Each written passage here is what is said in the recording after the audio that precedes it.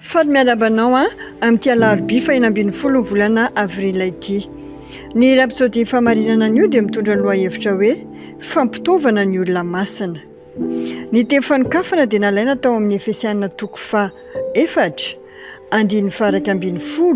sy ny 2:10 mivaky toy izao zany amin'ny anaran'i Jesosy. Ary izy nanome ny sasany ho apôstôly, ary ny sasany ho mpaminany, ary ny sasany evangelista, ary ny sasany ho mpiandry sy mpampianatra ho fanatanterahana ny olona masina ho amin'ny asa fanompoana amin'ny fiangonana ho amin'ny fampandrosoana ny tenan'i Kristy. Ny apôstôly Paoly ao amin'ny Efesianina 4:4 dia miresaka momba ireo fanomezam-pahasoavana amin'ny asa fanompoana sokajy 5 ho fanatanterahana ny olona masina. Inona ny dikany hoe fanatanterahana ny olona masina?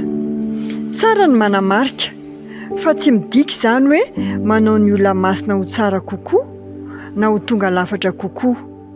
Ny olona masina dia efa tonga lafatra. Noho izany manondro ny fampitaovana sy ny fitaizana ny olona masina zany. Dinio ity ohatra ity: lasa olombelona ve ny ankizy rehefa mialehibe? Tsia, ny zaza tsirairay voateraka dia olombelona tanteraka, tahaka ny ray aman-dreniny. Fa mila mitombo sy beazina ny ankizy, ary tafiditra amin'izany ny fampitaovana azy amin'ny fahalalahana sy ny sakafo ilaina. Mandra-pahatonga ny fitombony sy ny fampitaovana azy amin'ny fampahalalam-baovao marina, ny farany tantsaina ary ny tanjaka dia tsy afaka mandray anjara feno amin'ny hetsika ataon'ny olon-dehibe izy ireo, na dia efa olombelona zato isan-jato aza. Toy izany koa ny fahalavorarian'ny olo-masina dia ahitana ny fanampiana azy ireo hitombo sy ho ampy fitaovana ho an'ny tanjony ao amin'ny vatan'i Kristy.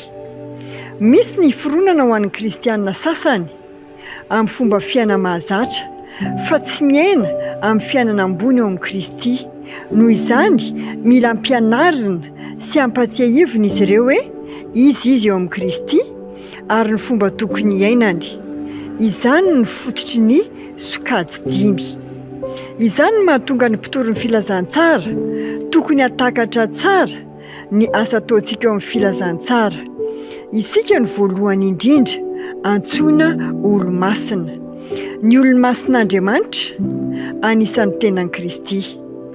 Kanefa Andriamanitra dia namorona rafitra ho an'ny fiangonany ary nanendry ny sasany ho amin'ny asa fanompoana manokana mba hanampy amin'ny fampitaovana ny olona masina amin'ny fanatanterahana ny asa fanompony.